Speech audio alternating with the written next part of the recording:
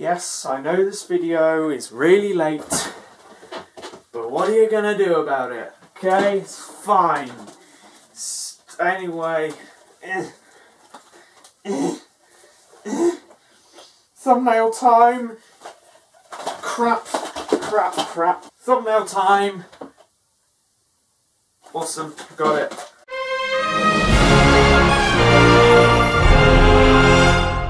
Hello people of YouTube and the surrounding areas. The time has come yet again to count down my top 10 films of the year. And I know I say this every year, but this year was really difficult for me. I really struggled to make it a top 10 list. I considered so many times to turn it into a top 20, but I really wanted to stick to the annual theme of a top 10 list. There are also times for me where I felt as though, you know what, I'm just not going to do a top 10 movies of 2016 this year.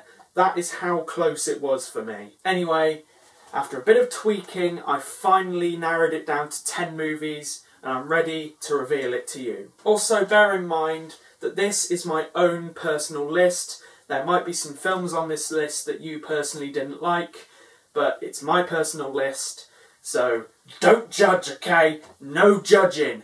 With that being said, let's start with number 10. At number 10 we have Finding Dory, and I just had to put this on the list somewhere, and it really broke my heart to put it at number 10. Finding Nemo is one of my favourite animated films of all time, and I've got to admit, when I first heard that they were going to be making Finding Dory, I initially thought that it was going to be terrible. However, the closer it got to the sequel, I was getting more and more excited, and I was not disappointed. I loved the new characters, the story of Dory trying to find her parents, and the story of her growing up was really heartwarming, and it was just a really good Pixar film in my opinion. However, I will say though, even though it is really sad to say this, I think Pixar should stop with the fish movies here. Finding Nemo and Finding Dory were both very good movies, but I think if they made, I don't know, let's say Finding Bruce, then I think that would be going too far personally. At number 9 is Fantastic Beasts and Where to Find Them. Much like Dory, I wasn't really excited about this movie at first. When the first ever trailer was released, it was at a time when I had a really strong hatred for Eddie Redmayne. Even though he's a very good actor, all of the hype around him really got on my nerves. But around the time of the film's release, I saw him on the Graham Norton show, and my hatred for him slowly turned into me actually liking him a bit more, and it made me a bit more excited about the movie. I would even go as far to say that it was as good as the Harry Potter movies for me. I love the visual effects, I love the creatures. My favourite, by the way, is Beau Truckle. He's just so adorable! Oh my god! And the performances were really good too. At number 8 we have Moana. Only Disney can make the ocean sassy. Straight away, from the first glimpse we got of Moana when she was younger and she was becoming friends with the sea and interacting with it, I was instantly hyped. I could tell from that teaser that we would have a good movie with brilliant visual effects, and my god we did. The movie was both really heartwarming and really heartbreaking at the same time. I loved the chemistry between Moana and Maui, and the songs were brilliant too. I mean, of course they were, it's a Disney film. In fact, I loved them so much, I went and bought the freaking soundtrack on CD. Yeah, that's how much I like the songs. They're so good. It's a very good film, and I really, really hope it doesn't get overhyped like Frozen. Because even though Frozen is a good movie, just all of the hype around it just ruins it for me. Also, the fact that the girl that plays Moana is 16 years old, Jesus, she's got a bright future ahead of her, I'll tell you that. At number 7 is The Revenant. First off, Leonardo DiCaprio, fair play to you, man, for winning an Oscar. You freaking deserve it. The lengths that guy goes for his roles in his movies. You know, first he slammed his hand on a glass in Django Unchained, and then he went and freaking slept in a horse carcass for The Revenant. My god! I hadn't heard the story of Hugh Glass before, and so I was going into this movie completely blind. But now I know about it, his story is bloody incredible. How he survived that bear attack, I'll never know. The visuals in this film were stunning all the way through. I could feel the pain that Hugh Glass was going through, which I think is as a result of DiCaprio's brilliant performance, as well as the awesome filmmaking. I was on the edge of my seat pretty much throughout the whole thing, and when a movie does that to me, you know it's a good movie. At number 6 is Rogue One, A Star Wars Story. Oh my god, Tom! Why isn't this your number 1? I hear you cry. Well, honestly, these next few films were really close together with how good they were. I wasn't too excited about this film when I saw the first ever trailer for it. I just felt as though it wasn't really necessary, and I was still a bit sceptical when I was going into the screen to watch it. However, I did get a little bit more excited for it as time went on. I am so pleased that they linked it with the other films, because otherwise I think it would have been pretty pointless. I really like the story, I like the characters, especially K2SO. He was the sassiest robot ever, and I love him to bits. And the way it ended, I just... oh. In at number 5 is The Hateful Eight. This was the first film I saw in 2016, and my god, what a film to start on. First off, this is the simplest thing, but I just love the fact that Tarantino wanted to include an interval in the middle of the film. I don't know why, but it was just really cool and really satisfying to me. The simplest things get to me, okay? Leave me alone! I will say this isn't my favourite Tarantino movie, but it is definitely up there. The soundtrack is brilliant. It was very Tarantino-esque with all the blood and the funny but dark characters. And it had a good story too. And it's the kind of thing that would also make a pretty good play, in my opinion. I mean, think about it. It's all basically set in one place, so why not? I mean, I'd go and watch it. You tell me you wouldn't. At number 4 is Deadpool. Wait a minute, I'm just going to pause the video for a second here, because I'm really worried that Mr. Wilson is just going to break into my house at some point and just be all like, why didn't you put it at number 1? It was my number 1 for a while, okay? But then the other movies happened, I'm sorry! This was probably my most hyped film of the year, and I was not disappointed. This was everything I wanted a Deadpool movie to be, and more. From the fourth wall breaking, to the comedy, to the brutal action, it was just perfect. I also like the level of seriousness in this movie. Like, you know, him wanting to find his girlfriend, wanting to get his old looks back, other than looking like an avocado, had sex with an older avocado. I will say though, I would have loved it to have been a little bit longer, but other than that, this movie was perfect to me, and I cannot wait for the sequel. At number 3 we have Pete's Dragon. I have no shame in saying that I cried at this film. No shame whatsoever. None at all, thank you! I watched the original Pete's Dragon all the time as a kid, and this remake kind of came out of nowhere for me, but I was so excited when I saw the first trailer. The child inside me went absolutely mad, and I felt like I was going to scream with excitement. This movie was a little bit different to the original. Is that a bad thing? Not at all. I love the grittiness of it, the relationship between Pete and Elliot was just as adorable as always, and oh, I loved it so much! And the ending, oh my god, the ending. I would have made it through the entire film without crying if it wasn't for the ending. If you've seen the film, then you'll probably know what bit I'm talking about. Yeah, that bit. Oh. And number 2 is Doctor Strange. This film was strange. Did you get it? I give up. No, but seriously, holy crap, this film was amazing. From the trailer I could tell it was going to be a very unique film experience, and that it was going to be absolutely insane. It definitely wins the award for the best visual effects I saw in a film in 2016. Benedict Cumberbatch's performance as the Doctor himself was brilliant. His American accent was pretty much spot on, and it's definitely one of my favourite Marvel movies of all time. Here we go. Number 1, what could it possibly be? I mean, we've had Star Wars, we've had Deadpool, some of the most hyped movies of 2016, but none of them made it to number 1. But here we go. My favourite film of 2016 is A Street Cat Named Bob. This film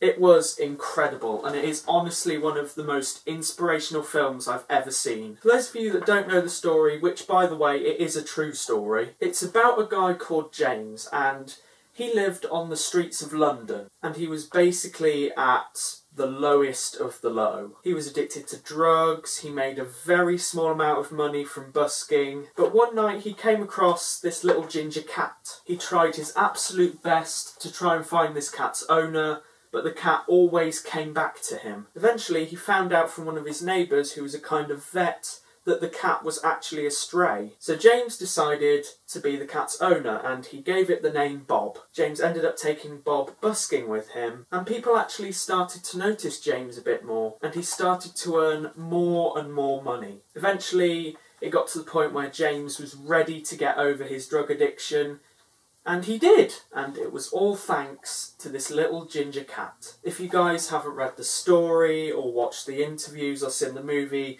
then I definitely recommend you do, because it is truly a very inspirational story. The way the film was made was incredible, the performances were brilliant. I really felt pure hatred for the characters that looked down on James. The scene where James was trying to overcome his drug addiction was one of the most painful scenes to watch, but it was filmed in such a genius way. I felt like I could feel the pain that he was going through, and it was just a really well-made film all around. Also, I just love cats, so yay! I recommend literally everyone to watch this, especially people that are having really hard times at the moment, because it shows that no matter how hard and how dark things may get, that it'll all be okay in the end. Man, this got deep really quick. Let's move on to the honourable mentions before we get even more deep. Okay, honourable mentions time.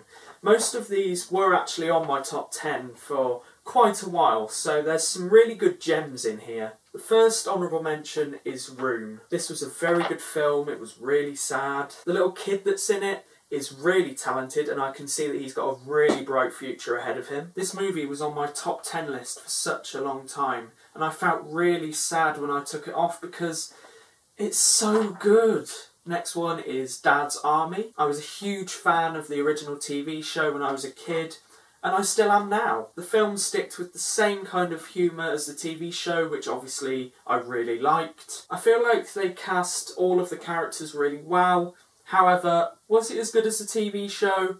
I wouldn't say so, but it was still a very good film. Pride and Prejudice and Zombies. This was a pretty good movie. I loved the comedy, the action. The things that they did with the zombies was really cool and unique by actually having them talk, so it was harder for characters to work out who was a zombie and who wasn't. It was really unique and I liked it a lot. Hail Caesar. This was a pretty good movie, it had some good moments. However, I did get a little bit confused at some points. Might have been just me, I don't know, but I still kind of liked it. Here we go. Batman vs Superman: Dawn of Justice. Yes, I know this movie got a lot of hate, and that is the reason why it's on my honourable mentions. I'm not one of those people that completely hated this movie, because I really genuinely feel as though there were some good bits in it. Although I will say I was very disappointed with the fight between Batman and Superman, because it only went on for 5 freaking minutes! And I just feel as though DC are trying way too hard to be like Marvel. You know, they're rushing into these big movies with all these superheroes teaming up with each other. But the thing is, DC, you're missing one important thing. The reason why it's working so well with Marvel and not with you is because you're missing out all the origin stories. I mean, you're releasing Aquaman the year after Justice League. Seriously?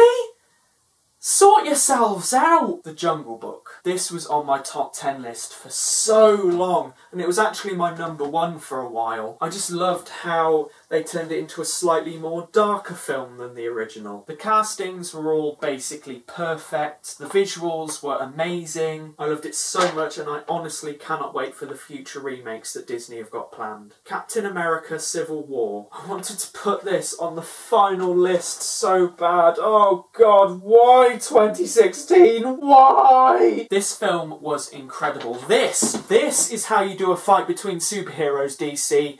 Take some freaking notes! You know, I really like Tom Holland as Spider-Man. You know, even though we didn't really see that much of him, I still really like him and I'm really looking forward to Homecoming this year. Black Panther was brilliant, everyone was brilliant. Marvel just keeps getting better and better for me. Alice Through the Looking Glass. This movie was okay for me. It definitely wasn't as good as the first one. Also, freaking Borat was in it. Borat! Why was Borat in it? Seriously though, he was a pretty good villain. There were some moments I really liked, being a huge fan of Alice in Wonderland, but this really wasn't the best adaptation I've seen of it, but it was still pretty good though. The Nice Guys. Ryan Gosling and Russell Crowe. Need I say more? This was a brilliant film. I loved the story, the interaction between Ryan and Russell's characters. It had some pretty funny scenes in it, as well as some really tense moments. It was just a really good action comedy movie overall, in my opinion. The Secret Life of Pets. This film was adorable! It was really funny, really relatable for people that own pets, like myself. I own a cat, obviously, but he's downstairs sleeping because he's a lazy bugger. I did get a lot of a Toy Story vibe from it, because, you know, the story was basically the same, except with animals that have different names to the toys in Toy Story, but I still love this movie to bits. Central Intelligence. Kevin Hart and Dwayne Johnson are just brilliant together. I love watching their videos on their Instagrams with them just mucking around with each other on set. It was really enjoyable, really funny, and I am actually kind of looking forward to the Jumanji remake now because of it. I want more of that Hart and Rock banter. The BFG, a very good remake of a classical children's story. I watched the original a lot as a kid. The BFG was still as adorable as ever. Mark Rylance gave a brilliant performance. The girl that played Sophie was also really good. The visuals were amazing. It was just a really good remake. Suicide Squad. This movie was good, but not as good as I was expecting. I was really hyped when I saw the first ever trailer. It looked really action-packed and really cool, but I was really let down with the action. I was kind of expecting more, however the action that was in it was really good. Also, I don't think I've seen enough of Jared Leto's Joker to judge whether I like him or not. I'm not one of those people that's like, oh my god, he's the worst Joker ever. He was only in it for 5 minutes. How can you judge him already? Nerve. This film was pretty interesting. Just to see how far people would go if this kind of app actually existed on phones. It's really scary to think that technology has advanced so much in these past few years that that app could very easily be made. Anyway, I'm getting really deep again. The performances in this movie were good, and there were some pretty tense moments. The Girl on the Train. I haven't read the book, although it has always intrigued me. This is probably my favourite thriller of the year. It was really dark and gritty, and there were some really good performances in it too. I was on the edge of my seat pretty much the whole way through, and I really wasn't expecting it to end the way it did, but I really liked it. Zootropolis, or Zootopia, or Zooville, or Zoo City, or Zoo Town, or whatever the frickin' hell you want to call it. This hit me so hard when I took it off my top 10 list, because it's definitely one of my favourite Disney films ever. It was very funny, it had some really memorable characters in it, such as Flash, 100-yard dash. Oh my god, that was so cringe, I'm so sorry. And it was a really good story too, really deep when you think about it. Because, you know, kind of deals with the topic of racism. If you've seen the movie, you'll know what I'm talking about. But yeah, definitely one to watch. War Dogs. What can I say? Jonah Hill just keeps getting better and better. He's recently adapted to more serious roles as opposed to comedy roles, which I am so glad about because he's incredibly talented and his performance in this film was brilliant. It was a very interesting story. I was glued to the screen throughout the whole thing, and it was in my top 10 for a while, and again, it hurt me so much to take it off of it. And last, but certainly not least, we have Miss Peregrine's Home for Peculiar Children. This is probably one of the best Tim Burton movies I've ever seen. I'm a huge fan of his films, and this is definitely a brilliant example of his style of filmmaking. It was a good story, very dark in some places. I wouldn't recommend watching this movie with your kids because there were some bits in it that grossed me out. but it was still a very good movie. And that wraps this year up. Remember, this is my own personal list. And if you don't like it, if you don't agree with me, then that's fair enough. But please don't hate me. Feel free to let me know what movies you liked in 2016 down in the comments below. Also tell me what movies you're looking forward to in 2017. Why not? Anyway, thank you for watching, and I will see you in a future video. Goodbye, people! Throw the script like I'm throwing down the mic. Woo!